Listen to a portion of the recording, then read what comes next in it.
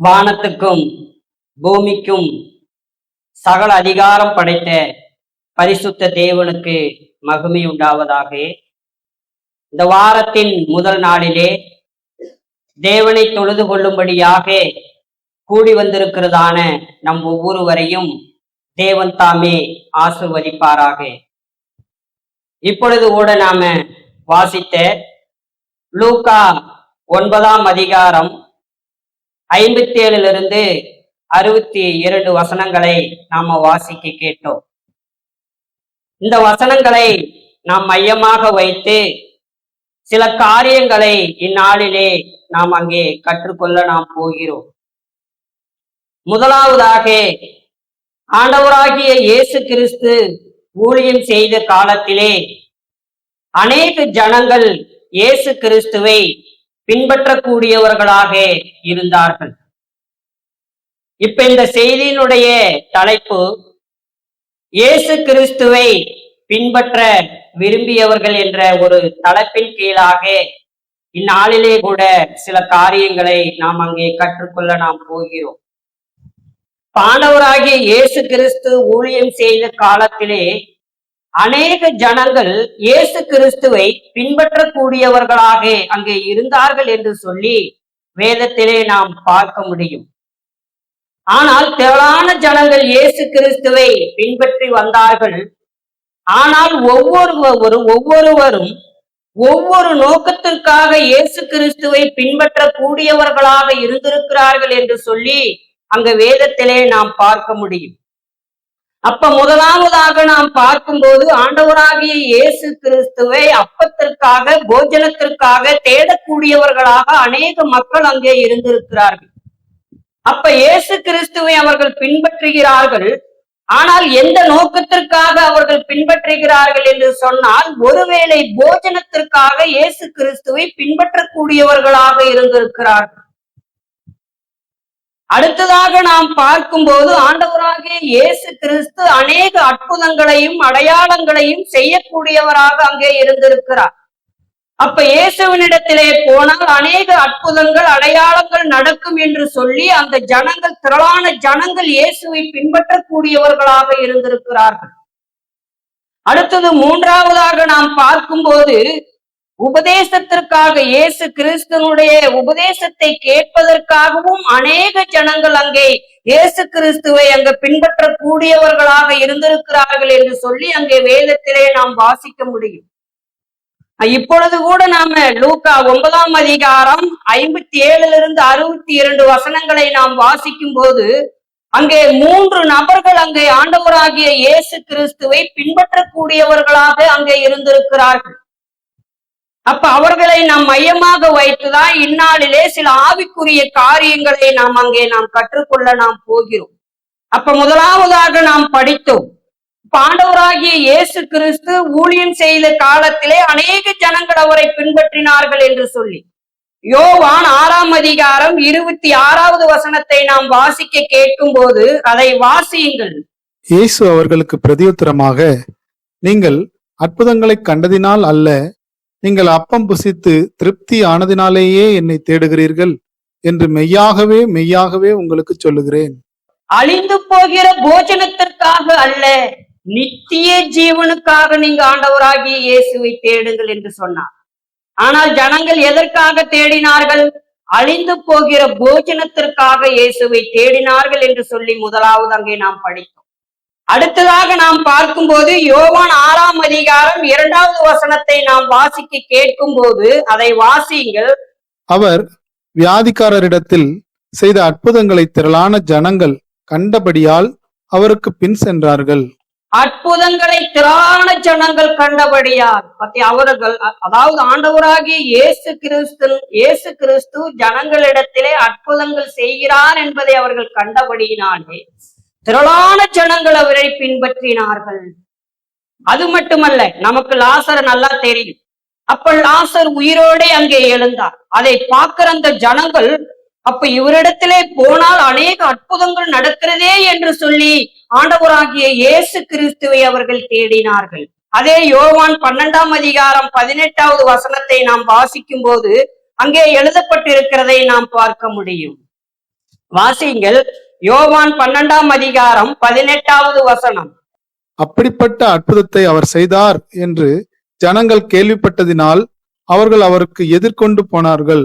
அப்படிப்பட்ட அற்புதத்தை, எப்படிப்பட்ட அற்புதத்தை? லாசர் உயிரோட எழுந்தார்.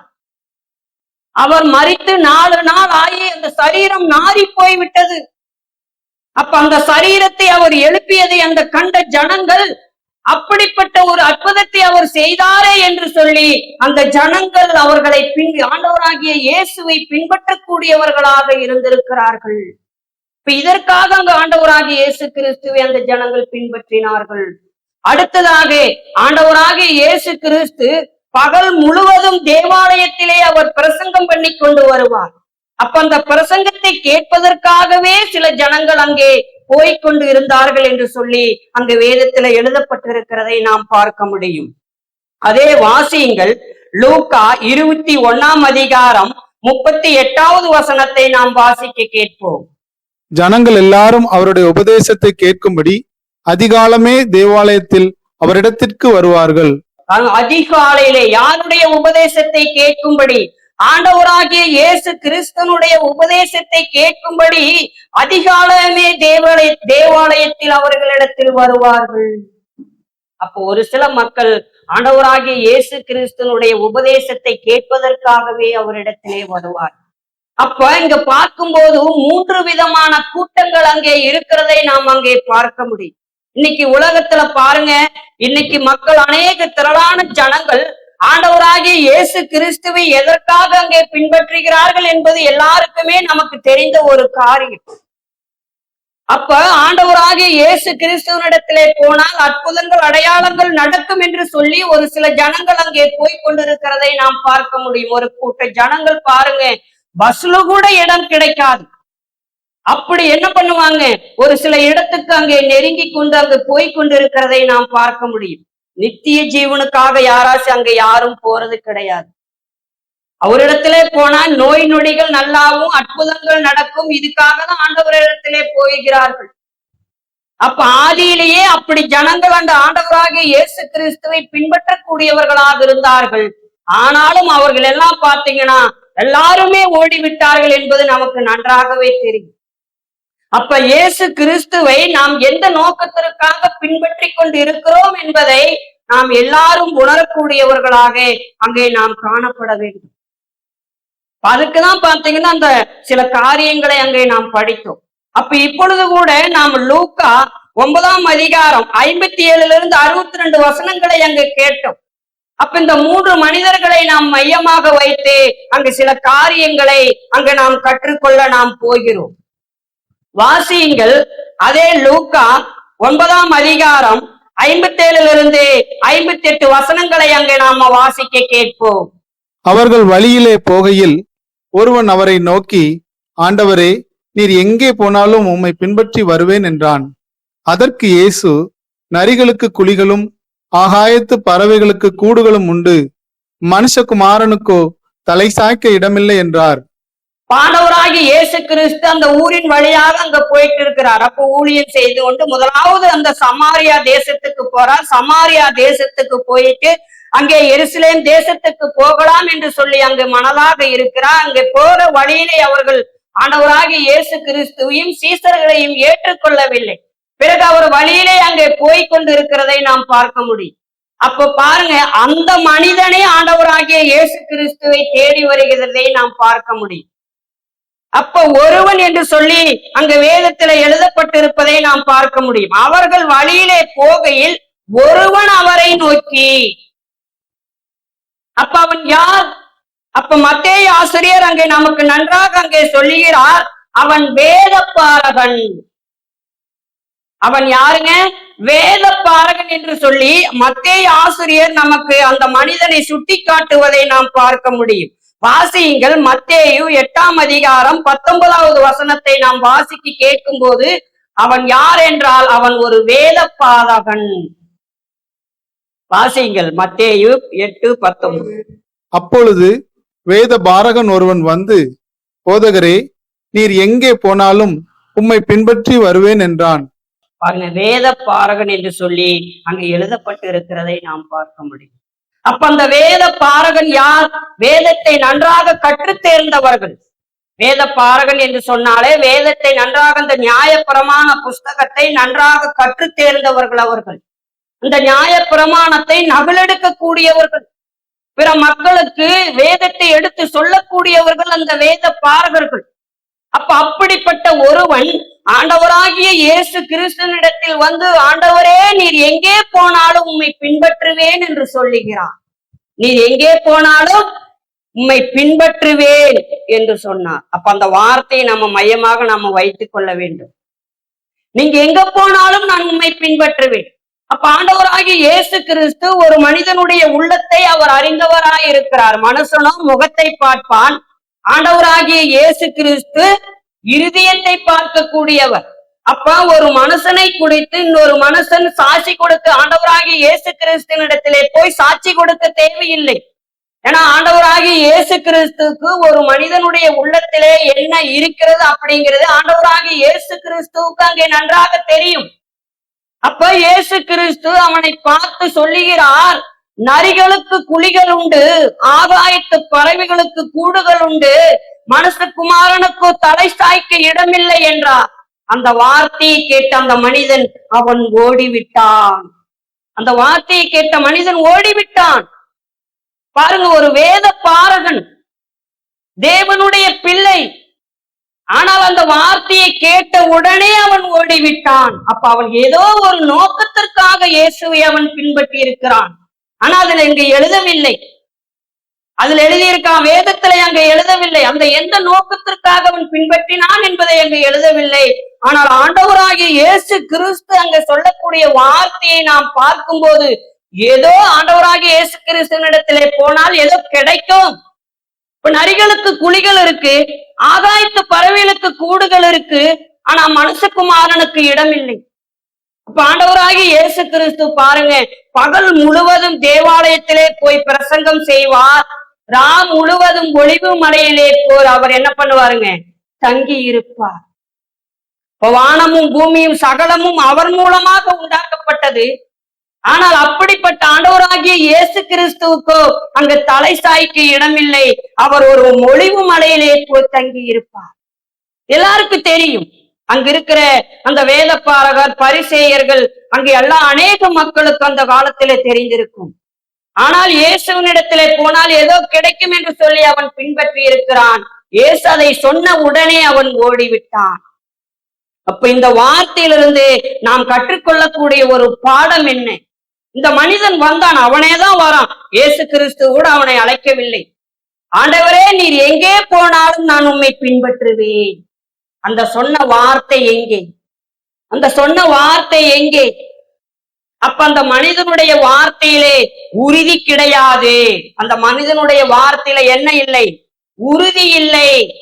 சும்மா வாய் பேச்சு மாத்திரம்தான் அவனுடைய வாயிலே இருக்கிறது. ஆனால் அந்த பேச்சு அவனுடைய உள்ளத்திலிருந்து வரவில்லை. ஏதோ போனால் ஏதோ ஆண்டவராகிய இயேசுவினிடத்திலே ஏதோ கிடைக்கும் என்று சொல்லி அவன் வந்தான். அவன் இயேசு சொன்ன உடனே அவன் ஓடிவிட்டான். ஒரு பேச்சு மாத்திரம்தான், ஆனால் அவனுடைய உறுதியான மனநிலையோடு அவன் அதை சொல்லவில்லை, உள்ளத்திலிருந்து அவன் சொல்லவில்லை. அப்ப இந்த வார்த்தையை நாம் மையமாக வைத்துதான் இந்த சில நிமிடத்திலிருந்து நாம் சில காரியங்களை அங்கே நாம் கற்றுக்கொள்ள போகிறோம். அப்ப வெறும் பேச்சு மாத்திரம்தான். இன்னைக்கு நாமளும் அப்படிதான். நாம் எல்லாரும் எப்படிப்பட்டவர்களா இருக்கிறோம் என்று சொன்னால், வசனத்தை சும்மா வாயால பேசக்கூடியவர்கள் மாத்திரம்தான். இந்த மனிதன் எப்படி சொன்னான்? ஆண்டவரே நீர் எங்கே போனாலும் உம்மை பின்பற்றுவேன் என்று சொன்னான். சும்மா பேச்சு மாத்திரம்தான், ஆனால் அது உள்ளத்திலிருந்து உறுதியான ஒரு மனநிலையிலிருந்து அவன் பேசவில்லை. இதை மையமாக நாம பாருங்க, இதுல நாமளும் அப்படிதான். அப்போ வார்த்தைகளை ஆண்டவராகிய இயேசு கிறிஸ்து சொன்ன வார்த்தைகளை அழகாக நாம் பேசுகிறோம். ஆனால் நம்மிடத்துல என்ன இல்லை? அந்த பேச்சிலே உறுதி இல்லை. சும்மா வெறுமனதான், சும்மா வெறுமனதான் அந்த பேச்சு. ஆனா அவனுடைய வார்த்தையில தான் இருக்குதா வளைஞ்சு, அவனுடைய செயலிலே அது கிடையாது. செயலிலே அது கிடையாது என்று சொல்லி அங்கே நாம் பார்க்க முடியும். பாருங்க, இது அப்போஸ்தலனாகிய பவுல் சொல்லுவதை நாம் பார்க்கும்போது 1 கொரிந்தியர் 2ஆம் அதிகாரம் 5வது வசனத்தை நாம் வாசிக்கும் போது, என் பேச்சும் என் பிரசங்கமும் ஆவியினாலும் பலத்தினாலும் உறுதிப்பட்டதாயிருக்கிறது. பாருங்க, அப்போஸ்தலனாகிய பவுல் ஆரம்பத்திலே கிறிஸ்துவுக்குள்ளாக வருவதற்கு முன்பாக நியாயப்பிரமாணத்திலே மிகவும் எப்படி பக்தி வைராக்கிய உள்ளவனாக இருந்தான். ஆனா அதே கிறிஸ்துவுக்குள்ளாக அவன் வரும்போது, என்னுடைய பேச்சும் என்னுடைய பிரசங்கமும் ஆவியினாலும் பலத்தினாலும் உறுதிப்பட்டதாயிருக்கிறது என்று சொல்லி அங்க சொல்லுவதை நாம் பார்க்க முடியும். இங்க ஆவி அப்படிங்கிறது வசனம். அப்போ அந்த வசனத்தை கிரியிலே, நான் செயலிலே காட்டக்கூடியவனாக, அது ஆண்டவராகி இயேசு கிறிஸ்து ஊழியம் செய்யும் போது உபதேசிக்கவும், அதை செய்யவும் உபதேசிக்கவும் தொடங்கினார் என்று சொல்லி நாம் வேதத்துல வாசிக்க முடியும். அப்ப அப்போஸ்தலனாகிய பவுலனுடைய காரியமும் அப்படிதான் இருந்தது.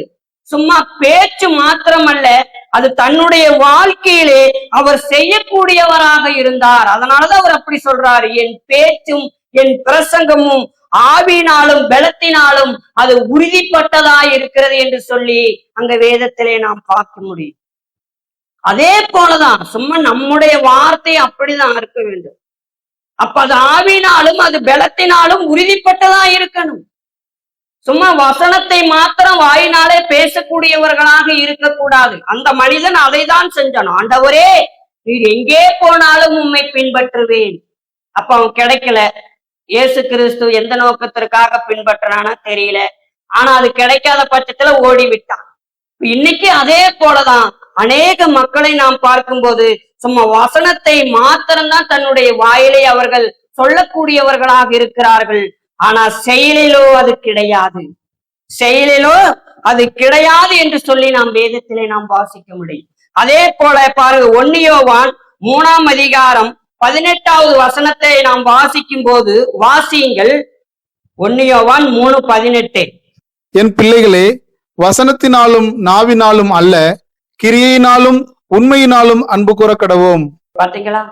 வசனத்தினாலும் நாவினாலும் அல்ல. இந்த வசனத்தை நாவினால பேசுறது மாத்திரம் கிடையாது. இன்னைக்கு நாம் எல்லாருமே அப்படிதான். அப்படியே வசனத்தை உருக்கி உருக்கி பேசுவாங்க. ஒருத்தர் பேசும்போது பாத்தீங்கன்னா, அப்பா இவ்வளவு விசுவாசமா இருக்காங்களா அப்படின்னு நாமளே நினைப்போம். கடைசியில அவங்களுடைய செயலை நாம பார்க்கும்போது அப்பதான் உங்களுக்கு தெரியும். சும்மா வசனத்தை நாவினாலும் அல்ல, பேச்சினாலும் அல்ல, உண்மையினாலும் அன்பினாலும், பாத்தீங்களா என்று சொல்லி அங்க சொல்லுவதை நாம் பார்க்க முடியும். அப்ப கிறிஸ்துவுக்குள்ளாக இருக்கிற நாம சும்மா வசனத்தை மாத்திரம் பேசக்கூடியவர்களாக அல்ல, அது செயலிலே நாம் காட்டக்கூடியவர்களாக இருக்க வேண்டும் என்று சொல்லி அங்கே நாம் பார்க்க முடியும். பாருங்க, ஆண்டவராகிய இயேசு கிறிஸ்து ஊழியம் செய்த காலத்துல பேதுரு ஆண்டவராகிய இயேசு கிறிஸ்துனுடைய சுவிசேஷத்தை பார்த்தீங்கன்னா அவர் பிரசங்கம் பண்ணனார். அவர் மூலமாக பார்த்தீங்கன்னா அநேக ஜனங்கள் அங்கே ரட்சிக்கப்பட்டார்கள் என்று சொல்லி நாம் வேதத்துல வாசிக்க முடியும். ஆனா ஆரம்பத்தில் அவர் கிறிஸ்துவுக்குள்ளாக வரும்போது அவர் எப்படிப்பட்டவராக இருந்தார் என்று சொல்லி நாம் வேதத்துல நாம வாசிக்க முடியும். இப்ப ஆரம்பத்துல இயேசு கிறிஸ்துவனிடத்துல அப்போஸ்தலனாகிய பேதுரு மற்ற யோவான் அநேக சீஷர்கள் அவர்களை பின்பற்றக்கூடியவர்களாக அங்க காணப்பட்டார்கள். ஆனாலும் ஒரு சூழ்நிலை அவர்களும் ஆண்டவராகிய இயேசு கிறிஸ்துவை விட்டு ஓடினார்கள் என்று சொல்லி அங்கே வேதத்துல எழுதப்பட்டு இருக்கிறது. ஆண்டவராகிய இயேசு கிறிஸ்து ஊழியம் செய்த காலத்துல பாருங்க, ஒரு வசனத்தை நாம வாசிக்கலாம். லூக்கா 22ஆம் அதிகாரம் 31வது வசனத்தை நாம் வாசிக்க கேட்போம். பின்னும் கர்த்தர், சீமோனே சீமோனே, இதோ கோதுமையை சுலகினால் புடைக்கிறது போல சாத்தான் உங்களை புடைக்கிறதற்கு உத்தரவு கேட்டுக்கொண்டான். நானோ உன் விசுவாசம் ஒளிந்து போகாதபடிக்கு உனக்காக வேண்டிக் கொண்டேன். நீ குணப்பட்ட பின்பு உன் சகோதரரை ஸ்திரப்படுத்து என்றார். அதற்கு அவன், ஆண்டவரே, காவலிலும் சாவிலும் உம்மை பின்பற்றி வர ஆயத்தமாய் இருக்கிறேன் என்றான். பேதுரு சொல்ற வார்த்தை பாருங்க.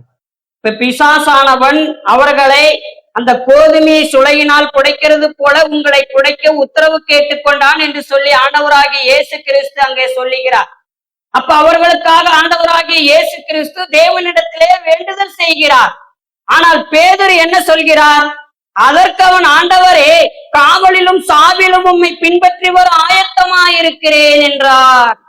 பாருங்க அந்த வார்த்தை, அதை கவனிங்க. காவலிலும் சாவிலும் உம்மை பின்பற்றி வர ஆயத்தமாயிருக்கிறேன் என்றான். கரெக்டா பின்பற்ற நான் அந்த வார்த்தைய இல்லை. ஆண்டவராகிய இயேசு கிறிஸ்து சொல்லுகிறார், இன்று சேவல் கூவுவதற்கு முன்பாகவே என்னை 3 தரம் அடிதளிப்பாய் என்றார். அதே போல அந்த சொன்ன வார்த்தையை அவர் காப்பாற்றினாரா? இல்லை. 3 தரம் ஆண்டவராகிய இயேசு கிறிஸ்துவை மறுதளித்தான். அப்ப அந்த வார்த்தை எங்கே? காவலிலும் சாவிலும் உம்மை பின்பற்றி வருவேன் என்று சொன்னார். அந்த மனிதன் சொன்ன போலதான் சொன்னான். ஆனால் இயேசு கிறிஸ்துவை அவன் 3 தரம் மறுதளித்தான். இயேசு கிறிஸ்துவை எல்லாரும் பிடிக்கிறாங்க. ஏன்னா இயேசு கிறிஸ்துவை பிடிக்கக்கூடிய அந்த நேரம் வந்துருச்சு. போர் சேவல்கள் அங்கே அவரை பிடிக்கக்கூடிய நேரம் வந்துருச்சு. அவர் மேய்ப்பனை, மாட்டை மேய்ப்பனை வெட்டும், அதாவது மேய்ப்பன் ஆடு எனக்காக தெரியும், ஒரு ஆட்டை எப்படி வெட்டுறாங்களோ அதே போல ஆண்டவராகிய இயேசு கிறிஸ்துவை அடிக்கப்படுவார்கள் என்று சொல்லி இயேசு கிறிஸ்து அங்கே பேசிக்கொண்டு வருவதை நாம் பார்க்க முடியும். அப்ப அதனால எல்லாரும் நீங்கள் இடரல் அடைவீர்கள் என்று சொல்லி ஆண்டவராகிய இயேசு கிறிஸ்து அங்கே சொல்லுவதை நாம் பார்க்க முடியும். ஆனால் பேதுரு சொல்றாரு, யார் இடரல் அடைந்தாலும் நான் இடரல் அடைய மாட்டேன் என்று சொன்னார். பேதுரு சொல்றாரு, யார் இடரல் அடைஞ்சாலும் நான் என்ன பண்ண மாட்டேன், இடரல் அடைய மாட்டேன் சொன்னார். கூட சீசர்களும் அப்படியேதான் சொல்றாங்க, யாருமே நாங்க இடரல் அடைய மாட்டோம் அப்படின்னு சொன்னாங்க. ஆனா இயேசு கிறிஸ்துவை பிடித்த உடனே எல்லாருமே ஓடிவிட்டார்கள். எல்லாருமே என்ன பண்ணாங்க? ஓடிவிட்டார்கள். ஆனா அந்த பேச்சு எங்கே? அந்த வசனத்தை வாசியுங்கள். மத்தேயு 26ஆம் அதிகாரம் 33வது வசனத்தை நாம் வாசிக்க கேட்போம். பேதுரு அவருக்கு பிரதியுத்தரமாக, உமது நிமித்தம் எல்லாரும் இடரடைந்தாலும் நான் ஒரு காலம் இடரடையேன் என்றான். பாத்தீங்களா? அப்ப சீசர்களும் அப்படியே சொன்னார்கள். கீழே நாம வாசிக்கும் போது சீசர்களும் அப்படியே சொன்னார்கள். சீசர்கள் யாருங்க? ஆமா, அவங்களும் அப்படியேதான் சொல்றாங்க, யார் இடரல் அடைஞ்சாலும் நாங்க இடரல் அடைய மாட்டோம் என்று சொன்னார்கள். ஆனால் இயேசு கிறிஸ்துவை பிடித்த உடனே எல்லாருமே ஓடிவிட்டார்கள். இயேசு கிறிஸ்துவை பிடித்த உடனே எல்லாருமே ஓடிவிட்டார்கள் என்று சொல்லி அங்க வேதத்திலே நாம் வாசிக்க முடியும். இருக்குதுங்களா இல்லைங்களா? இருக்குது. அதே மத்தேயு 26ஆம் அதிகாரம் 56வது வசனத்தை நாம் வாசிக்க கேட்போம். ஆகிலும் தீர்க்கதரிசிகள் எழுதியிருக்கிற வசனங்கள் நிறைவேறும்படி இவைகளெல்லாம் சம்பவிக்கிறது என்றார். அப்பொழுது சீசர்கள் எல்லாரும் அவரை விட்டு ஓடி போனார்கள். இது எதுக்காக நாம படிக்கிறோம்?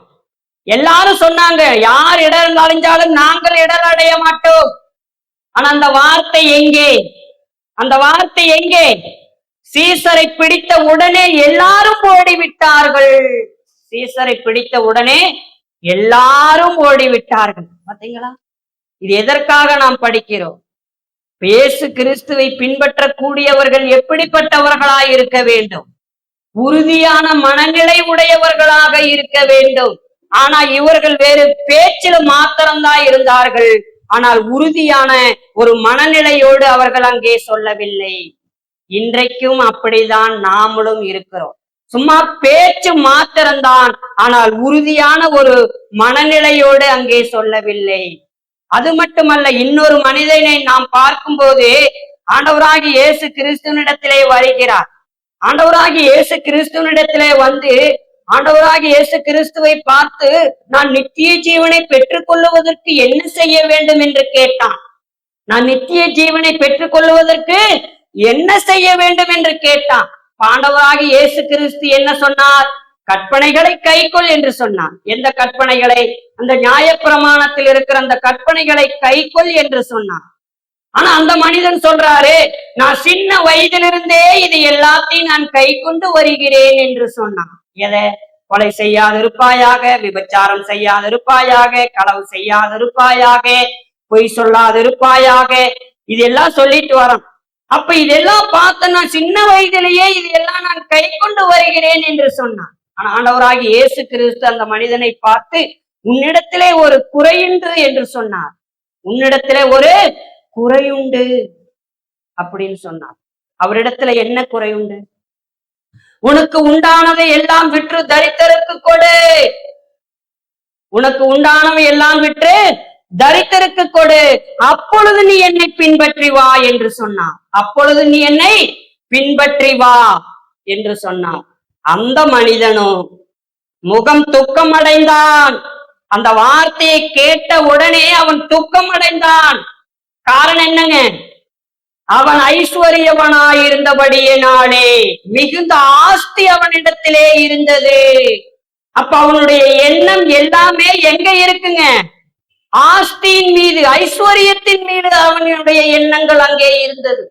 அப்ப இயேசு சொன்ன உடனே அவன் ஓடிவிட்டான். பாத்தீங்களா? இப்ப நித்திய ஜீவனை நான் பெற்றுக்கொள்வதற்கு என்ன செய்ய வேண்டும் என்று கேட்டான். ஆனா அவன் சொன்னான், நான் சின்ன வயதிலிருந்தே இதையெல்லாம் பின்பற்றி வருகிறேன், கை கொண்டு வருகிறேன் என்று சொன்னான்.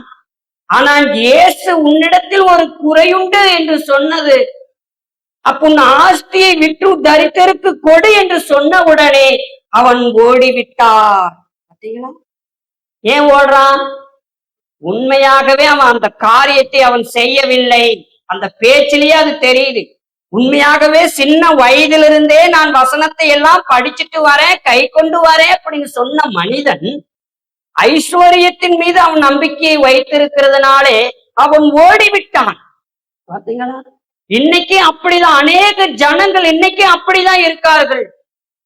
இன்னைக்கு நம்மளையும் பார்த்து கேட்கிறாங்க, இன்னைக்கு ஐஸ்வர்யம் நமக்கு எல்லாருக்குமே தேவை. ஐஸ்வர்யம் நமக்கு தேவைங்களா தேவையில்லையா? கண்டிப்பா நமக்கு எல்லாருக்குமே தேவை. சரி, தேவைக்கு அதிகமாக நம்மிடத்துல இருக்கு. அப்பா நீ அவருக்கு கொஞ்சம் அப்படியாவது உதவி செய் அப்படின்னு சொல்லி நாம சொல்லி பாருங்க, கண்டிப்பா அவன் என்ன பண்ணிடுவான்? ஓடிடுவாங்க. இன்னைக்கு எத்தனையோ நட்சத்திர போதகர்கள் இருக்காங்க, நல்லா வசதி படைச்சவங்க இருக்காங்க. பாவா அவரு ரொம்ப கஷ்டப்படுறாரு, பாவா அவருக்கு கொஞ்சம் நீங்க கொடுங்களேன்னு போய் கேட்டு பாருங்க. எல்லாம் இப்படிதான் இருப்பார்கள். நான் சின்ன வயசுல இருந்தே நாங்க அப்பா அம்மா எல்லாருமே போதகர்கள், எல்லாமே நாங்க ஊழி செய்யறோம் அப்படின்னு சொல்லுவார்கள். ஆனால் இந்த வார்த்தையை சொன்ன பார்த்தா உடனே அவங்களுடைய முகம் எல்லாமே மாறும். எப்படி அவர்கள் நித்திய ஜீவனை சுதந்திரிப்பார்கள்? வெறும் பேச்சு மாத்திரம்தான் என்று சொல்லி அங்கே நாம் பார்க்க முடியும். சும்மா வெறும் பேச்சு மாத்திரம்தான். எத்தனையோ நட்சத்திர போதகர்கள் இருக்காங்க, நிறைய வசதியானவர்கள் இருக்காங்க. பாவம் அவரு கொஞ்சம் கஷ்டப்படுறாரு, கொஞ்சம் அவருக்கு கொஞ்சம் உதவி செய்யுங்க. தேவைக்கு மேல அங்க இருக்கு, தேவைக்கு மேல நமக்கு தேவை. இப்ப பண வசதிகள் நமக்கு தேவை, ஆனா நம்ம கிட்ட இருக்குது தேவைக்கு மேல இருக்கு. கிறிஸ்தவர்கள் ஐஸ்வர்யவான்களாக இருக்க வேண்டும், ஆனா ஐஸ்வர்யத்துக்கு மேல நம்ம கிட்ட இருக்கே. அப்ப அவங்களுக்கு அதை கொஞ்சம் கொடுங்களே என்று சொல்லி பாருங்கள், உடனே அவங்களுடைய முகங்கள் மாறும். அப்ப இவனுடைய முகம் மாறியது. இயேசுவை விட்டு அவன் ஓடி போனான். சும்மா வெறும் பேச்சு மாத்திரம்தான், வெறும் பேச்சு மாத்திரம்தான் என்று சொல்லி அவனிடத்திலே நாம் அந்த காரியத்தை நாம் கற்றுக்கொள்ள முடியும். இன்னைக்கு நாம அப்படிதான், சும்மா வசனத்தை மாத்திரம் தான் பேசுறது. ஆனா நம்முடைய வாழ்க்கையில பாத்தீங்கன்னா செயல் ஒன்றுமே கிடையாது, செயல் ஒன்றுமே கிடையாது என்று சொல்லி அங்கே நாம் வேதத்துல நாம பார்க்க முடியும். அப்ப இப்படிப்பட்ட மனிதர்களை எல்லாம் நாம் எந்த நிலத்திற்கு நாம் ஒப்பிடுவது? சும்மா வசனத்தை மாத்திரம் தான் பேசுறாங்க, ஆனா உறுதியான ஒரு மனநிலை அவர்களிடத்திலே இல்லை. ஆனால் இப்படிப்பட்ட மனிதர்களை நாம் யாருக்கு, எந்த நிலத்திற்கு நாம் ஒப்பிடுவது? ஆண்டவராகிய இயேசு கிறிஸ்து 4 நிலங்களை அங்கே ஒப்பிட்டு பேசுவதை நாம் பார்க்க முடியும். வழி அருகே உள்ள நிலம், கற்பாறையில் உள்ள நிலம், முள்ளுள்ள நிலம், நல்ல நிலம். அப்ப இப்படிப்பட்ட மனிதர்களை, சும்மா வாய் பேச்சு மாத்திரம்தான் பேசக்கூடிய மனிதர்களை நாம் எந்த நிலத்திற்கு நாம் ஒப்பிட்டு பேச முடியும்?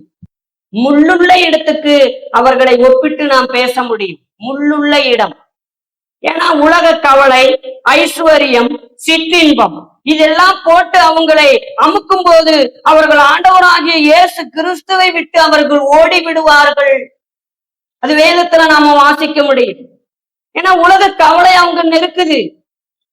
அதே போல ஐஸ்வர்யத்தின் மயக்கம். அப்ப அந்த வாலிபன் வந்தான், ஐஸ்வர்யத்தின் மயக்கம், அவன் இயேசுவை விட்டு ஓடிவிட்டான். அப்ப அதே போலதான் கிறிஸ்துவுக்குள்ளாக இருக்கிற மக்கள் அந்த ஐஸ்வர்யத்தின் மீது நம்பிக்கை வைக்கும் போது அவர்கள் இயேசுவை விட்டு ஓடி விடுவார்கள். சிற்றின்பம், சில பாவங்களிலே அவர்கள் இன்பத்திலே அடிபட்டு கிடப்பார்கள். அவர்கள் அவரை வைத்து அமுக்கும் போது அவர்கள் விட்டு ஓடி விடுவார்கள். அப்ப இப்படிப்பட்டவர்கள் முள்ளுள்ள நிலத்திற்கு அவர்கள் ஒப்பாய் இருக்கிறார்கள் என்று சொல்லி அங்க வேதத்துல நாம் அங்க வாசிக்க முடியும். அந்த வசனத்தை கூட வாசிக்கலாம். லூக்கா 8ஆம் அதிகாரம் 14வது வசனத்தை நாம் வாசிக்கலாம். முள்ளுள்ள இடங்களில் விதைக்கப்பட்டவர்கள் வசனத்தை கேட்கிறவர்களாய் இருக்கிறார்கள். கேட்ட உடனே போய் பிரபஞ்சத்திற்குரிய கவலைகளினாலும் ஐஸ்வர்யத்தினாலும் சிற்றின்பங்களினாலும் நெருக்கப்பட்டு பலன் கொடாது இருக்கிறார்கள். வசனத்தை கேட்கிறவர்களாக மாத்திரம் அங்கே இருக்கிறார்கள். அதை கேட்ட உடனே உலக கவலை, ஐஸ்வர்யம், சிற்றின்பம் இது நறுக்கும் போது இயேசுவை விட்டு அவர்கள் ஓடி போவதை நாம் பார்க்க முடியும். அந்த வாலிபன் அதை தான் செஞ்சான். நல்ல வசனத்தை படிச்சுட்டு வரான். சின்ன வயசுல இருந்தே கை கொண்டு வந்த வாலிபன் இயேசு சொன்ன உடனே ஓடிவிட்டான். இன்னைக்கு அதே போலதான் வசனத்தை கேட்கிறவர்களா இருக்கிறார்கள். ஆனால் அங்க பாத்தீங்கன்னா ஒரு வார்த்தை சத்தியம் அவங்களிடத்தில் எதிர்த்துல போய் சேரும் போது அவர்கள் ஓடி விடுவார்கள். உதாரணமா பாருங்க, நிறைய பேர் அப்படிதான். இந்த திருமண காரியங்கள் எல்லாம் நீங்க பாருங்க. திருமண காரியங்கள் அங்க வரும்போது அவங்க ஒரு வேற சபையில இருப்பாங்க, பிரிவினை சபையில இருப்பாங்க. ஆனா நம் சத்தியத்தை போய் அங்க சொல்லும் போது இங்க இதுப்பா நீங்க ஞானஸ்தானம் நீங்க எடுக்கணும், அப்பதான் நாம நிச்சயம் பண்ண முடியும் அப்படின்னு சொல்லி பாருங்க. கரெக்டா நாளைக்கு அவங்க போனே பண்ண மாட்டாங்க. அடிக்கடி போன் பண்ணி பேசிட்டு இருப்பாங்க. ஆனா இந்த வார்த்தையை நீங்க சொல்லும் போது அவங்க போனே பண்ண மாட்டாங்க. ஏன்? சத்தியம் அவங்களிடத்திலே போயிடுச்சு. அந்த வார்த்தையை கேட்டவங்க மீண்டும் என்ன பண்ண மாட்டாங்க? பிரதர்ன்னு சொல்லவே மாட்டாங்க, வரவே மாட்டாங்க. ஏன்? சத்தியம் அவனிடத்திலே போயிருக்கிறது. இன்னைக்கு ஆண்டவராகிய இயேசு கிறிஸ்துனுடைய வார்த்தையை கேட்ட ஒவ்வொரு மக்களும் அப்படிதான் அங்கே ஓடினார்கள். இன்னைக்கு அப்படிதான் ஓடிட்டு இருக்கிறத நாம் அங்க பார்க்க முடியும். சத்தியத்துக்கு யாருமே அங்கே செவி சாய்ப்பதில்லை என்று சொல்லி அங்கே நாம் பார்க்க முடியும். வசனத்தை வார வசனத்தை கேட்பாங்க. வாரம் என்ன பண்ணுவாங்க?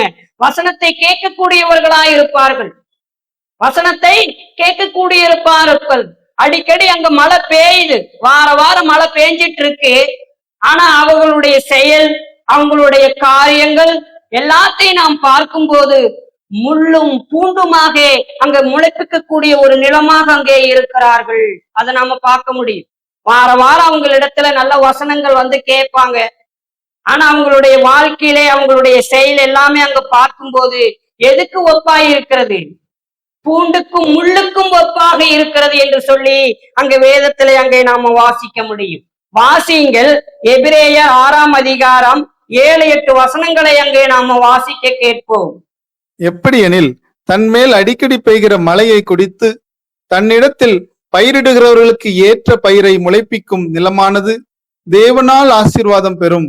முள் செடிகளையும் முள் பூண்டுகளையும் முளைப்பிக்கிற நிலமோ தகாததாயும் சபிக்கப்படுகிறதற்கு ஏற்றதாய் இருக்கிறது. சுட்டரிக்கப்படுவதே அதன் முடிவு. அடிக்கடி அங்க மழை பெய்யுது, ஆனா என்ன இல்லைங்க? இல்லை, அதுக்கான செயல் இல்லை. வசனத்தை கேட்கிறோம், ஆனா அதை பேசுறோம், ஆனா அதற்கான அங்க செயலில் இல்லை. அவர்கள் எப்படி இருக்கிறார்கள்? அதுதான் எபிரேய ஆசிரியர் அங்கே சொல்லுவதை அங்கே நாம வாசிக்க முடியும்.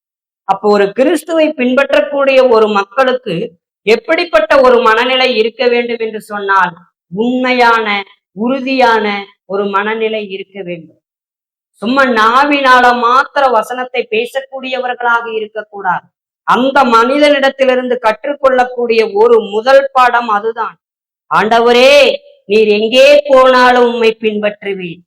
இந்த சொன்ன வார்த்தை எங்கே? இல்லை, ஓடிவிட்டான். இயேசு சொன்ன உடனே ஓடிட்டான். இது முதலாவது நாம் கற்றுக்கொள்ளக்கூடிய ஒரு முதல் பாடம். அப்ப கிறிஸ்தவர்களுக்கு எப்படிப்பட்ட ஒரு மனநிலை தேவை? உண்மையான உறுதியான ஒரு மனநிலை தேவை. அவனிடத்திலிருந்து கற்றுக்கொள்ளக்கூடிய ஒரு முதல் பாடம் அதுதான்.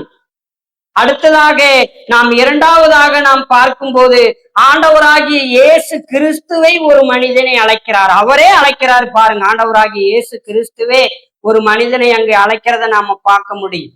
அது லூக்கா 9ஆம் அதிகாரம் 59 60 வசனங்களை நாம் வாசிக்க கேட்போம். வேறொருவனை அவர் நோக்கி, என்னை பின்பற்றி வா என்றார். அதற்கு அவன், ஆண்டவரே, முன்பு நான் போய் என் தகப்பனை அடக்கம் பண்ண எனக்கு உத்தரவு கொடுக்க வேண்டும் என்றான். அதற்கு இயேசு, மரித்தோர் தங்கள் மரித்தோரை அடக்கம் பண்ணட்டும், நீ போய் தேவனுடைய ராஜ்யத்து குறித்து பிரசங்கி என்றார். போதுங்க. ஆண்டவராகி இயேசு கிறிஸ்துவே அந்த மனிதனை அழைக்கிறார், என்னை நீ பின்பற்றி வா என்று சொன்னார். ஆனா அவர் என்ன சொல்றாரு பாருங்க, அதற்கு அவன், ஆண்டவரே, முன்பு நான் போய் என் தகப்பனை அடக்கம் பண்ண வேண்டும் என்று சொன்னான். இயேசு கிறிஸ்து அழைக்கிறாரு, ஆனா அவர் சொல்லக்கூடிய வார்த்தை, முன்பு போய் நான் யாரை அடக்கம் பண்ண வேண்டும், என் தகப்பனை அடக்கம் பண்ண வேண்டும் என்று சொன்னார். ஆனா ஆண்டவராகி இயேசு கிறிஸ்து அதுக்கு என்ன சொல்றாரு, மரித்தோர் தங்கள் மரித்தோரை அடக்கம் பண்ணட்டும், நீ என்னை பின்பற்றி வா என்று சொன்னார். மரித்தோர் தங்கள் மரித்தோரை அடக்கம் பண்ணட்டு, நீ என்னை பின்பற்றி வா என்று சொன்னார். இங்க மரித்தோர் யாரு? மரித்தோர் தங்கள் மரித்தோரை அடக்கம் பண்ணட்டும் என்று சொன்னார். மரித்தோர் இங்க யாருங்க? இயேசு கிறிஸ்துவை ஏற்றுக்கொள்ளாத மக்கள், அதாவது ஆத்துமாவிலே மரித்தவர்கள். இயேசு கிறிஸ்துவை ஏற்றுக்கொள்ளாத மக்கள் எப்படிப்பட்டவர்கள்? ஆத்துமாவிலே அவர்கள் மரித்தவர்கள். அதான் மரித்தோர் என்று சொல்லுகிறார் ஆண்டவராகிய இயேசு கிறிஸ்து. அப்ப அவங்க அடக்கம் பண்ணுவாங்கப்பா, நீ என்ன பின்பற்றி வா என்று சொன்னார். ஆனா இவன் சொல்றது பாருங்க, முன்பு போய் நான் என் தகப்பனை அடக்கம் பண்ண வேண்டும் என்று சொன்னான். இப்ப யாரிடத்திலே அவன் விசுவாசமாக இருக்கிறான்? இயேசுவினிடத்திலா, இல்லை அவருடைய தகப்பனிடத்திலையா? யாரிடத்திலே அவன் நம்பிக்கையாக இருக்கிறான்? பாருங்க, இயேசுவுக்கு அங்க முதலிடம் அங்கே கொடுக்கவில்லை. அப்ப அவனிடத்திலிருந்து நாம் கற்றுக்கொள்ளக்கூடிய இரண்டாவது பாடம் நமக்கு என்ன பாடங்க? அப்ப நாம் யாருக்கு முதலிடம் கொடுக்க வேண்டும்? தேவனுக்கா மனிதனுக்கா? தேவனுக்கு நாம் முதலிடம் கொடுக்கக்கூடியவர்களாய் இருக்க வேண்டும். அதுதான் நாம் அந்த மனிதனிடத்திலிருந்து நாம் கற்றுக்கொள்ளக்கூடிய ஒரு இரண்டாவது பாடம். அப்ப ஆண்டவராகிய இயேசு கிறிஸ்துவுக்கு அவன் செவி கொடாமல் உலகத்தின் உறவுக்கு அவன் முதலிடம் கொடுத்தான். யாருக்கு முதலிடம் கொடுத்தான்? உலகத்தின் உறவுக்கு அவன் முதலிடம் கொடுத்தான். இன்னைக்கு நாமளும் அப்படிதான். இன்னைக்கு நாமளும் யாருக்கு முதலிடம் கொடுக்கிறோம்? இயேசு கிறிஸ்துவுக்கு நாம் முதலிடம் கொடுக்கிறோமா? அல்ல உலகத்தின் உறவுக்கு நாம் முதலிடம் கொடுக்கிறோமா? உலகத்தின் உறவுக்கு தான் அங்கே நாம் முதலிடம் கொடுக்கிறோம், ஆண்டவராகிய இயேசு கிறிஸ்துவுக்கு அல்ல. இன்னைக்கு பாருங்க, உலகத்துல நாம பார்க்கும்போது திருமணம், அதாவது எல்லாமே திருமணம் நடக்குன்னா கரெக்டா அந்த உலக மக்கள் எங்க எப்ப திருமணம் வைப்பாங்க? ஞாயிற்றுக்கிழமை தான் திருமணம் வைப்பாங்க. ஞாயிற்றுக்கிழமை தான் என்ன பண்ணுவாங்க? திருமணம் வைப்பாங்க. அப்ப நாம எங்க போகணும்? நாம எங்க போகணுங்க? ஆராதனைக்கு போகணுமா இல்ல திருமணத்துக்கு போகணுமா? எங்க போகணும்? நாம ஆராதனைக்கு தான் போகணும். ஆனா நாமல்ல எங்க போவோம்? அங்கதான் போவோம். கேட்டா நாம மாமா மச்சான் அப்படிம்போம், இல்லைன்னா தங்கச்சி அப்படிம்போம், இல்லைன்னா பாட்டிம்போம், மாமம்போம். இப்படி அநேக காரியங்களை சாக்கு போக்கு சொல்லக்கூடியவர்களாக அங்க காணப்படுவோம். அப்ப தேவனுக்கு அங்க முதலிடம் கொடுக்கறது இல்லை. அப்ப அந்த மனிதன் எதை சொன்னானோ அதேதான் நாமளும் அங்க சொல்றோம். அப்ப யாருக்கு நாம் முதலிடம் கொடுக்க வேண்டும்? தேவனுக்கு தான் நாம் முதலிடம் கொடுக்க வேண்டும். ஆவிக்குரிய உறவுக்கு தான் நாம் முதலிடம் கொடுக்க வேண்டும். அப்ப அவனிடத்திலிருந்து கற்றுக்கொள்ளக்கூடிய பாடம் அதுதான். அப்ப ஆண்டவராகி இயேசு கிறிஸ்து சொல்லுவதும் அதுதான். இயேசு கிறிஸ்து சொல்றது அதுதானே சொல்றாரு. அப்ப இயேசு கிறிஸ்து பாருங்க, ஒரு இடத்துல வந்து அங்க பிரசங்கம் பண்ணிட்டு இருப்பாரு, பேசிட்டு இருப்பாரு. இயேசு கிறிஸ்து பேசிட்டு இருப்பார். அப்ப இயேசு கிறிஸ்துவும் அவருடைய சகோதரர் அங்க வருவாங்க. அப்ப அந்த மக்கள் சொல்லுவாங்க, உங்களுடைய சகோதரர் உன் தாயும் வந்திருக்காங்க உங்களிடத்துல பேசுறதுக்கு அப்படின்னு. அப்ப இயேசு கிறிஸ்து அங்க என்ன சொல்றாரு? அத வாசியுங்கள். மத்தேயு 12ஆம் அதிகாரம் 46 50 வசனங்களை நாம வாசிக்க கேட்போம். இப்படி அவர் ஜனங்களோட பேசுகையில் அவருடைய தாயாரும் சகோதரரும் அவரிடத்தில் பேச வேண்டும் என்று வெளியே நின்றார்கள். அப்பொழுது ஒருவன் அவரை நோக்கி, உம்முடைய தாயாரும் உம்முடைய சகோதரரும் உம்மோடே பேச வேண்டும் என்று வெளியே நிற்கிறார்கள் என்றான்.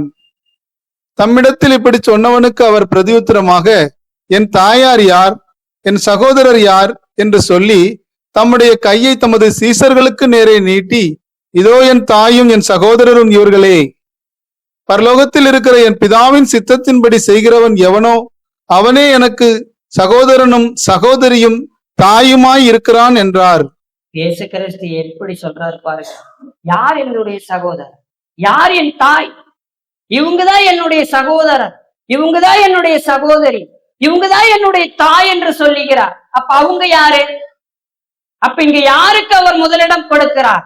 அப்ப அவர் ஆவிக்குரிய உறவுக்கு தான் ஆண்டவராகிய இயேசு கிறிஸ்து அங்க முதலிடம் கொடுப்பதை நாம் பார்க்க முடியும். அப்ப ரத்தத்தின் உறவை காட்டிலும் ஆவிக்குரிய உறவுதான் மேலானது என்பதை ஆண்டவராகிய இயேசு கிறிஸ்து அங்க சொல்லுவதை நாம் பார்க்க முடியும். ஆனா நாமெல்லாம் பாத்தீங்கன்னா யாருக்கு அங்க முதலிடம் கொடுக்கிற அப்படின்னா உலகத்தின் உறவுக்கு தான் அங்க முதலிடம் கொடுக்கிறோம். ஆண்டவராகிய இயேசுவுக்கு அங்கே முதலிடம் கொடுப்பதில்லை. ஆண்டவராகிய இயேசுவுக்கு முதலிடம் கொடுப்பதில்லை. உலகத்தின் உறவுக்கு தான் அங்கே முதலிடம் கொடுக்கிறோம். உலகத்தின் உறவுக்கு தான் முதலிடம் கொடுக்கிறோம். ஆனா சீசர்களாக இருக்கிற நாம் எப்படிப்பட்டவர்களாக இருக்க வேண்டும்? இன்னைக்கு நாம் எல்லாருமே ஆண்டவராகிய இயேசு கிறிஸ்துவனுடைய சீசர்கள். அப்ப சீசன் என்பவன் எப்படிப்பட்டவனாக இருக்க வேண்டும்? ஒரு வசனத்தை வாசியுங்கள். லூக்கா 14ஆம் அதிகாரம் 25 26 வசனங்களை நாம் வாசிக்க கேட்போம். லூக்கா 14ஆம் அதிகாரம் 25 26 வசனங்களை வாசிக்க கேட்போம். பின்பு அநேக ஜனங்கள் அவரோடே கூட பிரயாணமாய் போகையில் அவர்களிடமாய் அவர் திரும்பி பார்த்து, யாதொருவன் என்னிடத்தில் வந்து தன் தகப்பனையும் தாயையும் மனைவியையும் பிள்ளைகளையும் சகோதரனையும் சகோதரிகளையும் தன் ஜீவனையும் வெறுக்காவிட்டால் எனக்கு சீசனாய் இருக்க மாட்டான். இயேசு கிறிஸ்து பார்த்து சொல்றார், யாதொருவன் என்னிடத்தில் வந்து. இவங்களை எல்லாம் இயேசு கிறிஸ்து அங்க வெறுக்க சொல்றாரா? இவங்களை எல்லாம் வெறுத்துட்டு நீங்க என்ன பின்பற்றி வாங்க, மனைவி வேண்டாம், பிள்ளைக்கு வேண்டாம், சகோதரி வேண்டாம், சகோதரன் வேண்டாம், இவங்களை எல்லாம் நீங்க வெறுத்துட்டு என் பின்னாடி வாங்க அப்படின்னு சொல்றாரா? இல்லை, அவர் அப்படி சொல்லவே கிடையாது. அப்ப அவர் என்ன சொல்றாரு அவரு? ஏன்னா அவரை காட்டிலும் நாம் யாரை அதிகமாக நேசிக்க கூடாது?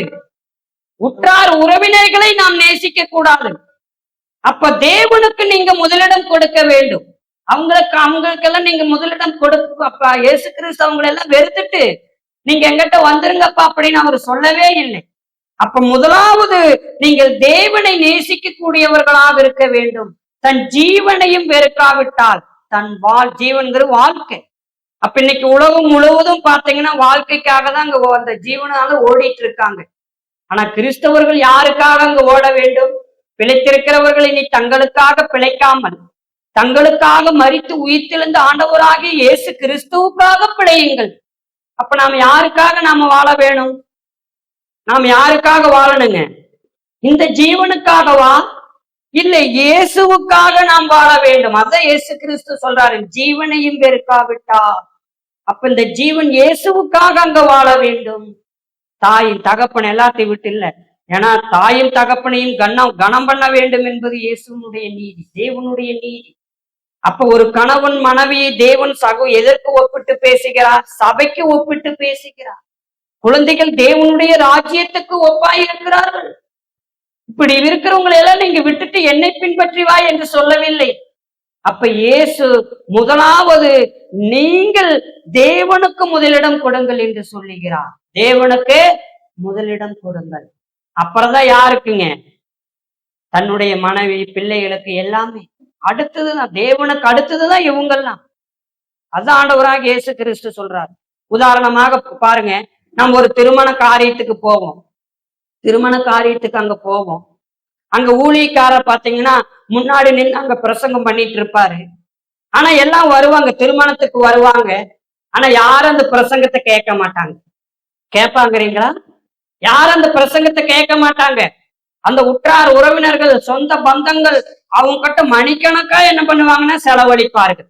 அப்ப இந்த இடத்துல பாருங்க, அங்க யாருக்கு அங்க முதலிடம் கொடுக்குறாங்க பாருங்க. பாவா ஒரு வாய் அப்படியே தொண்டை கத்த அவர் பேசிட்டு இருப்பாரு. அந்த ஊழியக்காரங்க திருமண காரியத்துல பிரசங்கம் பண்ணிட்டு இருப்பாரு. ஆனா இவங்க ஏசுவாங்க, என்ன இவர் வளவளன்னு பேசிட்டு இருக்காரு அப்படின்னு. பாத்தீங்களா? அப்ப அந்த இடத்துல யார் அங்க தள்ளுறாங்க பாருங்க. அங்க பிரசங்கத்துக்கு அவங்க செவி கொடுக்கிறாங்களா? இல்லை. அங்க யார் யார் உற்றார் உறவினர்கள் எல்லாம் வராங்களோ அவங்க கிட்ட போய் நின்று பேசிட்டு இருப்பாங்க மணிக்கணக்கா. அதுதான் இங்க சொல்றாரு. பாத்தீங்களா? யாதொருவன் என்னிடத்தில் வந்து, இங்க மாமா மச்சான் அப்பதான் அதுதான் பேசுற இடம் அவங்களுக்கு. அவங்க அங்க போய் அங்க பேசிட்டு இருப்பாங்க, அந்த பிரசங்கத்தை கவனிக்க மாட்டாங்க. அப்ப யாரை இங்கே நேசிக்கிறார்கள்?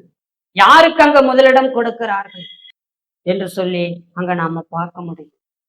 அப்ப நம்முடைய வாழ்க்கையிலே நாம் தேவனுக்கு தான் நாம் முதலிடம் கொடுக்க வேண்டும். அதுதான் அந்த மனிதனிடத்திலிருந்து நாம் கற்றுக்கொள்ளக்கூடிய ஒரு பாடம். ஆண்டவராகிய இயேசுவுக்கு நாம் முதலிடம் கொடுக்க வேண்டும், தேவனுக்கு முதலிடம் கொடுக்க வேண்டும். ஆண்டவராகிய இயேசு கிறிஸ்து அங்க சொல்லும் போது, முதலாவது தேவனுடைய ராஜ்யத்தையும் அவருடைய நீதியும் தேடுங்கள். முதலாவது நாம் யாரை தேட வேண்டும்? சபைக்கு ஞாயிற்றுக்கிழமை சபை ஆராதனை, அப்ப அவரை தேட நான் ஓடணும். நானு அப்ப அங்க சபையில போய் அவருடைய வசனத்தை நான் கேட்கணும் அப்படின்ட்டு நான் ஓட வேண்டும். ஆனா இன்னைக்கு யார் அப்படி ஓடுறாங்க சொல்லுங்க? யாருக்கு முதலிடம் கொடுக்கிறார்கள்? உறவினர்களுக்கும் உற்றார்களுக்கும் அங்க இரத்த பந்தங்களுக்கும் அங்கே முதலிடம் கொடுப்பதை நாம் பார்க்க முடியும். கேட்ட இவர்கள் சீசர்கள், நாங்க கிறிஸ்தவர்கள் என்று சொல்லுவதை நாம் பார்க்க முடியும். ஆனா கிறிஸ்தவர்கள் என்று சொன்னாலே வாரத்தின் முதல் நாளிலே அவர்கள் எங்க இருக்க வேணுங்க? எங்க இருக்கணும்? ஆராதனையிலே அவர்கள் இருக்க வேண்டும். அடுத்தவங்க சொல்லணும், இன்னைக்கு அவங்க ஆராதனையிலே இருப்பார்கள், அதை அடுத்தவங்க சொல்லணுங்க. ஆனா இன்னைக்கு நம்முடைய வாழ்க்கையில பார்க்கும்போது அது எப்படிப்பட்டதா இருக்கிறது? நாம் தேவனுக்கு அங்கே நாம் முதலிடம் கொடுக்கக்கூடியவர்களாக அங்கே இருக்கிறோமா? இல்லை. பாருங்க, இஸ்ரவேல் ஜனங்களுக்கு தேவன் கொடுத்தது அதுதான். முதலாவது அவங்க என்ன பண்ணணுங்க? எல்லாமே அவங்களுக்கு முதல் ஃபர்ஸ்ட் தேவனை தான் அவங்க தேட வேணும். இஸ்ரவேல் ஜனங்களுக்கு தேவன் கொடுத்தது கட்டளை, தேவன் கொடுத்த அவங்க கட்டளை. அவங்களுக்கு குழந்தை ஃபர்ஸ்ட் ஆரம்பத்துல ஒரு ஆண் பிள்ளை பிறக்குதுன்னா கூட அந்த ஆண் பிள்ளையை முதலாவது யாருக்கு ஒப்பு கொடுக்க வேண்டும்? யாருக்கு ஒப்பு கொடுக்க வேண்டும்? தேவனுக்கு. இதெல்லாம் பாத்தீங்கன்னா நமக்கு ஒரு பாடம். அப்ப அந்த இஸ்ரவேல் ஜனங்களுக்கு தேவன் கொடுத்த ஒரு கட்டளை அது. முதலாவது உன்னிடத்திலே ஆண் பிள்ளை பிறக்கும் என்று சொன்னால் அந்த ஆண் பிள்ளையை எனக்காக நீ ஒப்பு கொடுக்க வேண்டும். அடுத்தது பாத்தீங்கன்னா தோட்டத்துல காய்கறி எல்லாம் விளையும். அப்ப அந்த காய்கறி எல்லாம் விளைஞ்சதுன்னா அந்த காய்கறியில முதலாவது அந்த கனியை அவர்கள் எடுத்துக்கொண்டு தேவனுக்கு செலுத்த வேண்டும். அது இஸ்ரவேல் ஜனங்களுக்கு தேவன் கொடுத்த ஒரு கட்டளை அது என்று சொல்லி அங்க நாம் வேதத்துல வாசிக்க முடியும். பாத்தீங்களா? அப்ப முதலாவது தேவனுக்கு நாம் முதலிடத்தை கொடுக்க வேண்டும் என்று சொல்லி அந்த மனிதனிடத்திலிருந்து இரண்டாவது பாடத்தை நாம் அங்கே கற்றுக்கொள்கிறோம். ஆனால் அவன் யாரை நேசித்தான்? தன்னுடைய தகப்பனை. முதலாவது நான் போய் என் தகப்பனை அடக்கம் பண்ணிட்டு வரங்கிறான். இதே போலதான் இன்னைக்கு நாமளும் அப்படிதான் ஏதோ ஒரு சாக்கு போக்கு அங்க நாம் சொல்லக்கூடியவர்களாக அங்க இருக்கிறோம் என்பதை நாம் ஒவ்வொருவரும் உணர்ந்து பார்க்கக்கூடியவர்களாக அங்கே இருக்க வேண்டும். அப்ப முதலிடம் தேவனுக்கு அங்கே கொடுக்க வேண்டும். அது இரண்டாவது காரியம். அடுத்ததாக நாம் மூன்றாவது காரியத்தை நாம் படிப்போம். வாசியுங்கள். லூக்கா 9ஆம் அதிகாரம் 61 62 வசனங்களை நாம் வாசிக்க கேட்போம். பின்பு வேறொருவன் அவரை நோக்கி, ஆண்டவரே, உம்மை பின்பற்றுவேன், ஆனாலும் முன்பு நான் போய் வீட்டில் இருக்கிறவர்களிடத்தில் அனுப்புவித்து கொண்டு வரும்படி எனக்கு உத்தரவு கொடுக்க வேண்டும் என்றான். அதற்கு இயேசு, கலப்பையின் மேல் தன் கையை வைத்து பின்னிட்டு பார்க்கிற எவனும் தேவனுடைய ராஜ்யத்துக்கு தகுதியுள்ளவன் அல்ல என்றார். நான் உம்மை பின்பற்றுவேன், ஆனாலும் நான் எங்க போறேன்? வீட்டுல போய் நான் கேட்டுட்டு வரேன் அப்படிங்கிறார். பாத்தீங்களா? இந்த மனுஷனிடத்திலிருந்து நாம் என்ன பாடத்தை நாம் இரண்டு விதமான பாடங்களை அந்த மனிதத்திலிருந்து நாம் கற்றுக்கொள்ள நாம் போகிறோம். நான் உம்மை பின்பற்றுவேன், ஆனா நான் எங்க போவேன்? வீட்டுல போய் நான் கேட்டுட்டு வரேன், வீட்டுல போய் நானே கேட்டுட்டு வரேன் அப்படிங்கிறார். பாத்தீங்களா? ஏன் வரும்போதே வீட்டுல கேட்டு வர வேண்டியதானே? நான் உம்மை பின்பற்றுவேன், ஆனா நான் வீட்டுக்கு போய் நான் கேட்டு வரேன். அப்போ இயேசு கிறிஸ்துவினிடத்திலே வந்த ஒரு மனிதன் மீண்டும் திரும்பி போகலாமா? போகக்கூடாது. அதான் ஆண்டவராகி இயேசு கிறிஸ்து, கலப்பின் மேல் தன் கையை வைத்து பின்னிட்டு பார்க்கிற எவனும் தேவனுடைய ராஜ்யத்துக்கு உகந்தவன் அல்ல. இன்னைக்கு நாம் இயேசுவின் இடத்துல நாம் எல்லாரும் வந்துட்டோம். இயேசுவின் இடத்துல நாம் எல்லாருமே நாம வந்துட்டோம். ஆனா மீண்டும் நான் திரும்பி போறேன். எங்க போறேன்? உலகத்துக்கு தான் நாம் எல்லாரும் போவோம். இன்னைக்கு நாம கிறிஸ்துவின் இடத்துல வந்துட்டோம், வாரம் இன்னைக்கு சபைக்கு வரோம். அப்ப மீண்டும் நாம எங்க போயிருவோம்? மீண்டும் உலகத்துக்கே திரும்பி நாம் போயிருவோம்.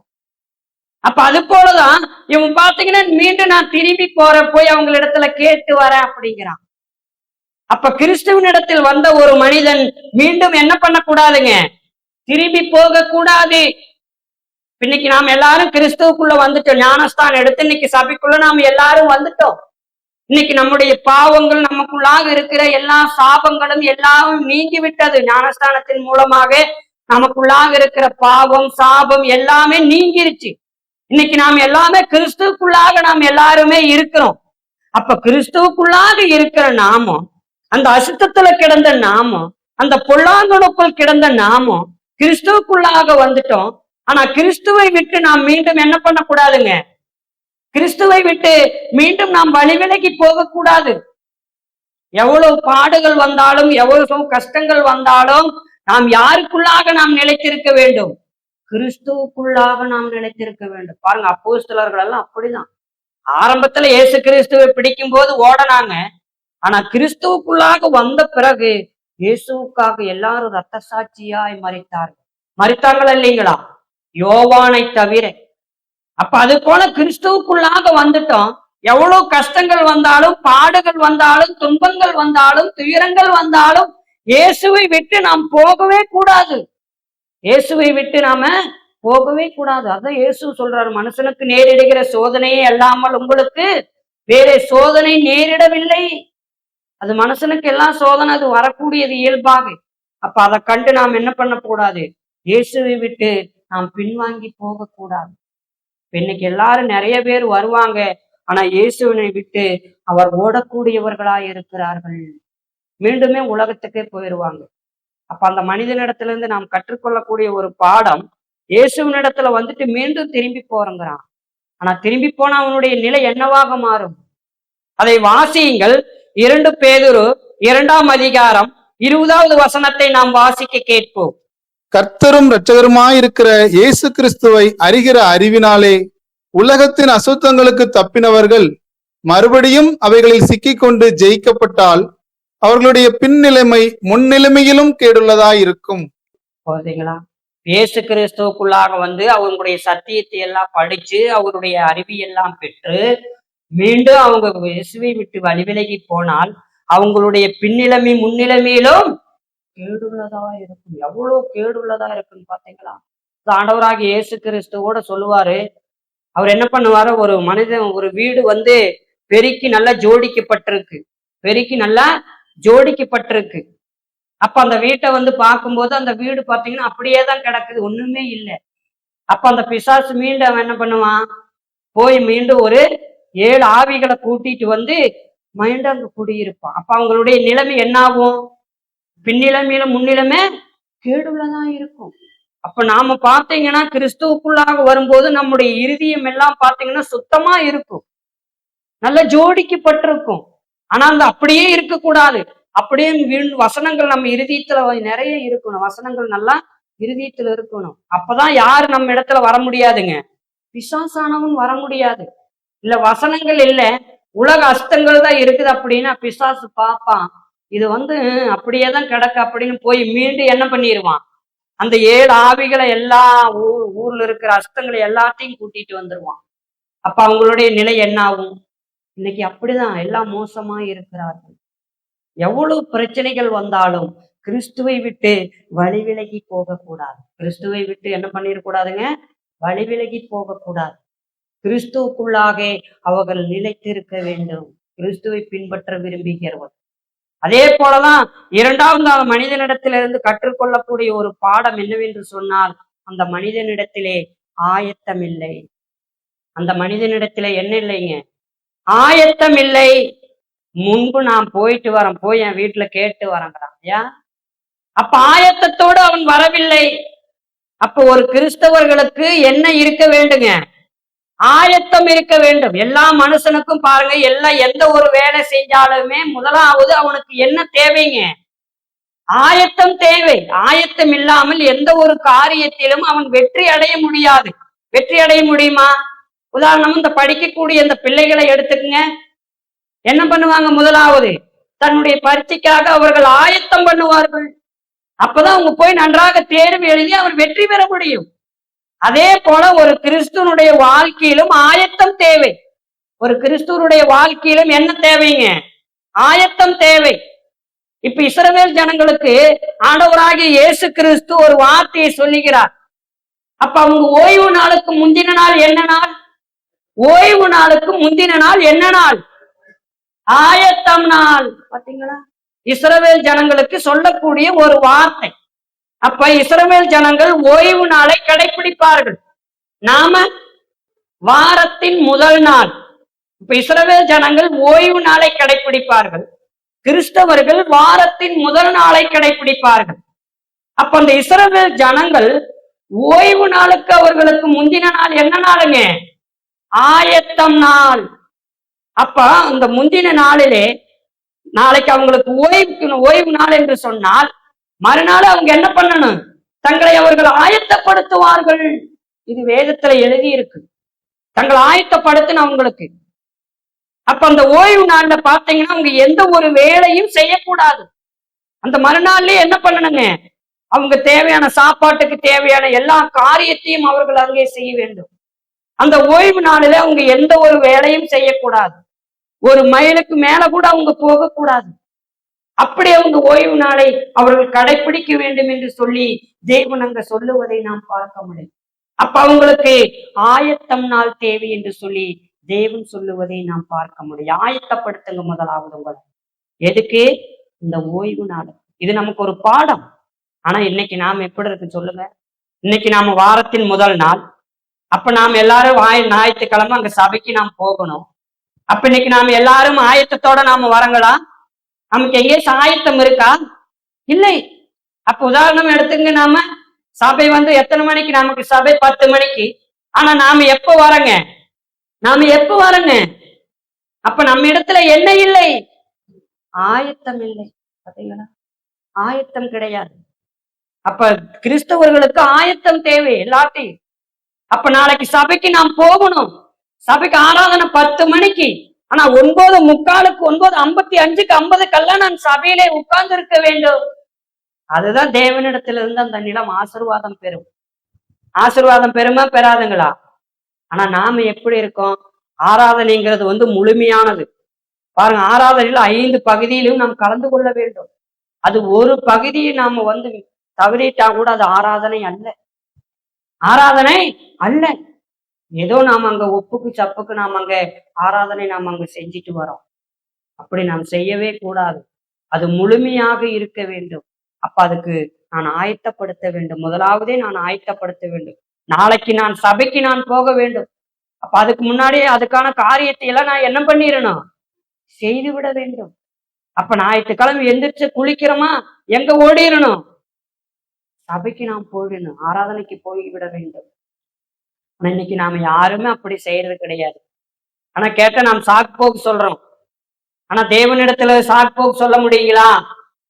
சொல்ல முடியாது. அந்த இஸ்ரவேல் ஜனங்களுக்கு அடி உழுவும்.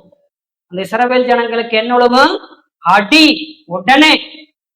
ஆனா இப்ப தேவன் கிருபையின் காலம் இது. அப்ப நாம் யாரை அஷ்ட பண்றோம் அப்படின்னா தேவனை நாம் அஷ்ட பண்ணக்கூடியவர்களாய் நாம் இருக்கிறோம்.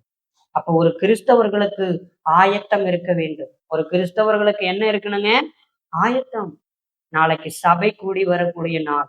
இப்ப முந்தின நாளே அதுக்கான காரியங்கள் எல்லாம் நாம் செய்து முடிக்க வேண்டும். நான் அந்த வாரத்தின் முதல் நாளிலே ஆராதனையிலே நான் பங்கு பெற வேண்டும். அதுதான் தேவனுக்கு அங்க பிரியமாக இருக்கும். அப்ப அந்த மனிதனிடத்திலே ஆயத்தம் இல்லை. அது ஆண்டவராகி இயேசு கிறிஸ்து கூட ஒரு ஊமையை சொல்லுவார். அப்ப தேவனுடைய ராஜ்யம் எதற்கு ஒப்பாக இருக்கிறது? 10 கன்னிகைகளுக்கு ஒப்பாக இருக்கிறது. தேவனுடைய ராஜ்யம் எதுக்கு ஒப்பாக இருக்கிறது? 10 கன்னிகைகளுக்கு ஒப்பாக இருக்கிறது என்று சொல்லி அங்க வேதத்துல எழுதப்பட்டிருக்கிறதை நாம பார்க்க முடியும். அப்ப அதுல பாத்தீங்கன்னா 5 பேர் புத்தி உள்ளவர்கள், 5 பேர் புத்தி இல்லாதவர்கள் என்று சொல்லி அங்க வேதத்துல எழுதி இருக்கிறது. புத்தியுள்ளவர்கள் என்ன பண்ணுவாங்க? எண்ணெயையும் தீவட்டியும் கொண்டு வருவார்கள். புத்தி இல்லாதவங்க என்ன பண்ணுவாங்க?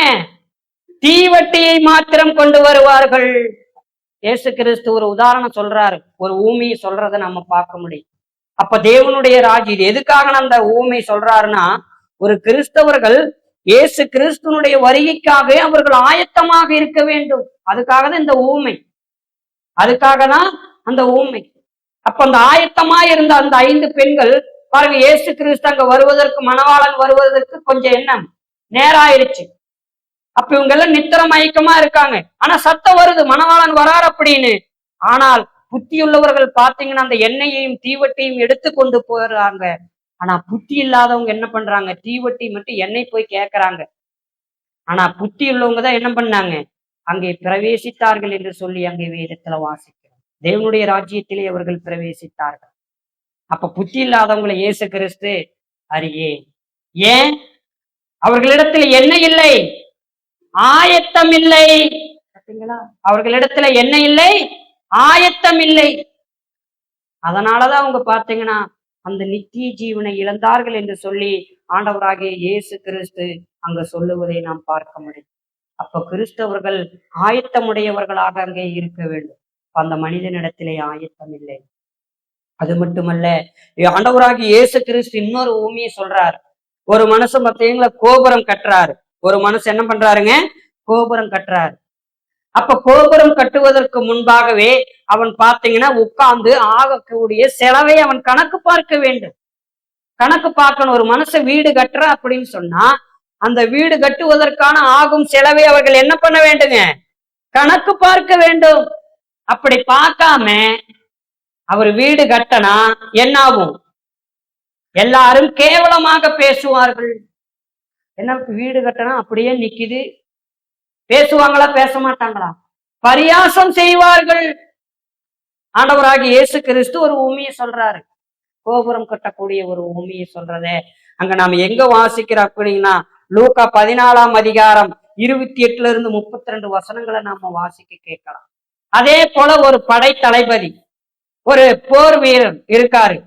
படைக்கு செல்வதற்கு முன்பாக தன்னுடைய படைபலத்தை அவன் என்ன பண்ண வைக்கணும்? பார்க்க வேண்டும். ஏன்னா அங்க போனா நான் வெற்றி அடைய முடியுமா அப்படிங்கிறது ஒரு படை தளபதி அவன் அதை பார்க்க வேண்டும். அப்படி பார்க்காம போருக்கு போனா என்ன ஆகுங்க? தோல்வி அடையும். அப்ப அதே போலதான் கிறிஸ்துவுக்குள்ளாக இருக்கிற நாம கிறிஸ்துவை பின்பற்றுவதற்கு முன்பாக எல்லாத்தையும் நாம் என்ன பண்ணணும்னா ஆராய்ந்து பார்க்கக்கூடியவர்களாக நாம் இருக்க வேண்டும். ஆராய்ந்து பார்க்கக்கூடியவர்களாக இருக்க வேண்டும். கிறிஸ்துவுக்குள்ளாக போனாவ அநேக கணக்கு கொடுக்கணும், கணக்கு பார்க்க வேண்டும். கிறிஸ்துவுக்குள்ள இன்னைக்கு நிறைய பேர் வராததுக்கு காரணம் பார்த்தீங்கன்னா அந்த என்னென்ன கணக்கு அப்படின்னு நீங்க சொல்லி பாருங்க. கிறிஸ்துவட்டையே யாரும் வரமாட்டாங்க. நீ கிறிஸ்துவனிடத்துல வரும்போது நீங்க ஞானஸ்தானம் எடுக்கிறதுக்கு முன்பாக இப்படியெல்லாம் நீ இருக்கணும், இப்படியெல்லாம் நீ இருக்கணும் அப்படின்னு நீங்க சொல்லி பாருங்க. என்ன பண்ண மாட்டாங்க? ஓடியே ஓடிடுவாங்க. நினைப்பாங்களா?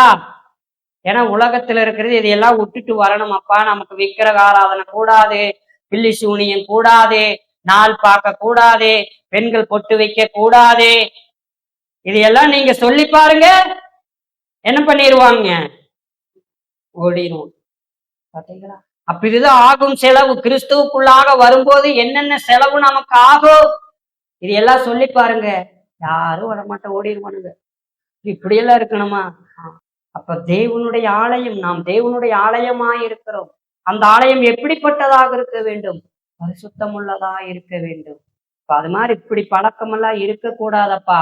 இது எல்லாம் விட்டுட்டு நீ மனம் திரும்பி கிறிஸ்துவை ஆண்டவராகி இயேசு கிறிஸ்து என்று சொல்லி நீ அறிக்கையிட்டு ஞானஸ்தானம் பெறும்போதுதான் உண்மையான மனம் திரும்புதலே வர அப்படின்னு சொல்லுங்க. கண்டிப்பா வரமாட்டான். உண்மையை சத்தியத்தை சொல்லி பாருங்க. இன்னைக்கு அநேக மக்கள் இயேசு கிறிஸ்துவை பின்பற்றாத காரணம் அதுதான். ஏன்னா அவனுடைய பாவத்திலிருந்து அவனாலே வர முடியவில்லை, அதை விட்டுட்டு வர முடியல. அப்ப கிறிஸ்துவுக்குள்ளாக வருவதற்கு முன்பாக ஒரு மனிதன் அதற்குடைய ஆகும் செலவை அவன் கணக்கு பார்க்கக்கூடியவனாய் இருக்க வேண்டும். ஆயத்தம் அங்கே இருக்க வேண்டும். ஆயத்தம் இல்லாமல் கிறிஸ்துவை பின்பற்ற முடியாது. அடுத்ததான் பாத்தீங்கன்னா இன்னைக்கு நாம எல்லாரும் பாத்தீங்கன்னா ஆண்டவராகி இயேசு கிறிஸ்துவுக்காக நாம் எல்லாரும் என்ன பண்ணணும்? ஆனா ஆண்டவராகி இயேசு கிறிஸ்து மணவாளன், நாமெல்லாம் மணவாட்டி, நாமெல்லாம் மணவாட்டி. அப்ப அவருடைய வருகைக்காக நாம் எல்லாருமே என்ன பண்ணணுமா? ஆயத்தமாக இருக்க வேண்டும். அப்பதான் ஆண்டவராகி இயேசு கிறிஸ்துனுடைய வருகைக்கு நாம் ஆயத்தமாக இருக்கும்போது ஆண்டவராகி இயேசு கிறிஸ்து நமக்கு வந்த உடனே நமக்கு ஒரு வஸ்திரத்தை கொடுப்பார். என்ன வஸ்திரம் கொடுப்பாரு? என்ன வஸ்திரம் கொடுப்பாருங்க? மெல்லிய வஸ்திரம். அதுக்கு பேர் மெல்லிய வஸ்திரம் என்று சொல்லி எழுதப்பட்டிருக்கு. நீதியின் வஸ்திரம். இயேசு கிறிஸ்து யாரு ஆண்டவராகி இயேசு கிறிஸ்துவனுடைய வருகைக்கு ஆயத்தமா இருக்கிறார்களோ அவர்களுக்கு அந்த விண்வஸ்திரம் தரிக்கப்படும், அந்த நீதியின் வஸ்திரம் தரிக்கப்படும் என்று சொல்லி வேதத்தில் எழுதப்பட்டிருக்கிறார். வாசியுங்கள். வெளிப்படுத்தின விசேஷம் 19ஆம் அதிகாரம் 7வது வசனத்தை நாம் வாசிக்க கேட்போம். நாம் சந்தோஷப்பட்டு களி கூர்ந்து அவருக்கு துதி செலுத்த கடவோம். ஆட்டுக்குட்டியானவருடைய கல்யாணம் வந்தது, அவருடைய மனைவி தன்னை ஆயத்தம் பண்ணினாள் என்று சொல்ல கேட்டேன். சுத்தமும் பிரகாசமுமான மெல்லிய வஸ்திரம் தரித்து கொள்ளும்படி அவளுக்கு அளிக்கப்பட்டது.